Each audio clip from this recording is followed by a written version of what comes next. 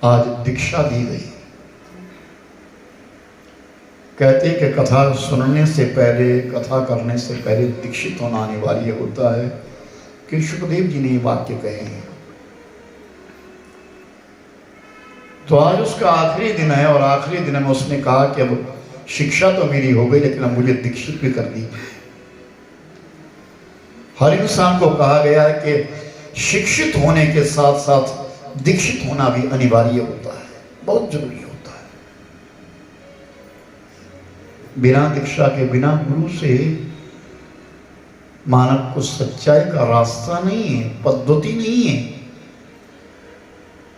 ये पद्धति कहती है हमारी, ये यात्रा कहती है हमारी, शास्त्र विधि कहती है। चाहे एक अनाज तोड़ने वाला है, उसका भी कोई ना कोई गुरु है। हल चलाने वाला, उसका भी कोई ना कोई गुरु है। मूर्तिकार है कोई, उसका भी कोई ना कोई गुरु है। लेकिन वो हमारे कार्मिक गुरु है। लेकिन दीक्षा गुरु एक अवश्य होना चाहिए जो हमको दीक्षा देता है,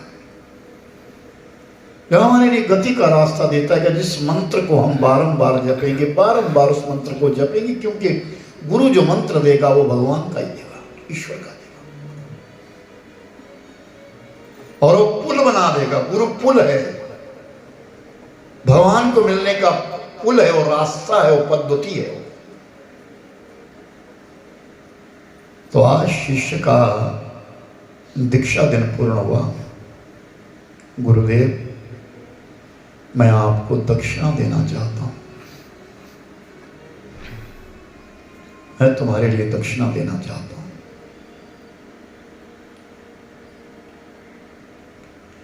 गुरु महाराज ने कहा नहीं, बस तुम यहां रहे मेरे पास,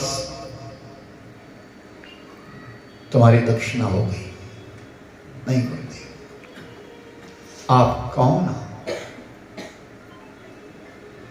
मैं वो दक्षिणा आपको दूंगा, आप कहो तो सही मेरी, मैं क्या दक्षिणा दूंगा आपके लिए? कौन सी दक्षिणा दूं मैं आपके लिए? तो जब अधिक कहा तो गुरुदेव ने कहा कि जाओ मेरे लिए वो वस्तु लेके आओ जो किसी के काम का नहीं है, जो किसी के भी काम की कोई चीज नहीं है, व्यर्थ चीज जो है। हरिओम, तो संभालना उसको। और शिष्य उठा और खोज करने लगा, क्या है व्यर्थ। कुटिया से बाहर आया, बाहर मिट्टी के ढेर पड़े थे, मिट्टी उठाई।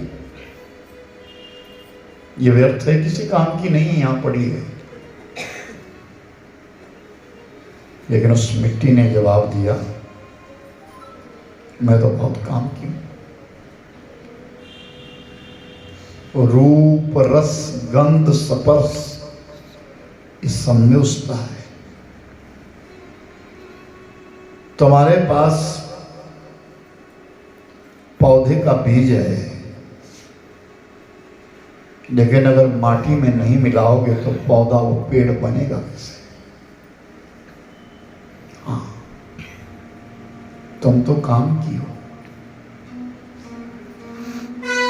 वो शिष्य वहां से उठा और आगे चला गया। आगे एक पत्थर पड़ा था, इस पत्थर को ले लेते, ये किसी काम का नहीं।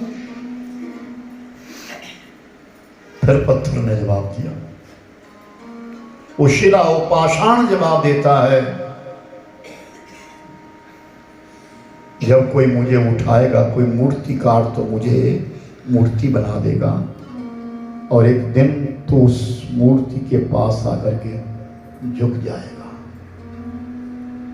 आंखें बंद लगी होने, उबासियां लेने लगे, कृष्णा में तो दे देगा, लेकिन अगर मुझे तो मूर्ति के रूप में बनाया तो मैं मूर्ति बनूंगी, और कल तू ही आएगा और मेरे चरणों में प्रणाम कर देगा। क्या मैं किसी काम का नहीं हूं? शिष्य ने विचार किया, नहीं, तुम भी बड़े काम के हो।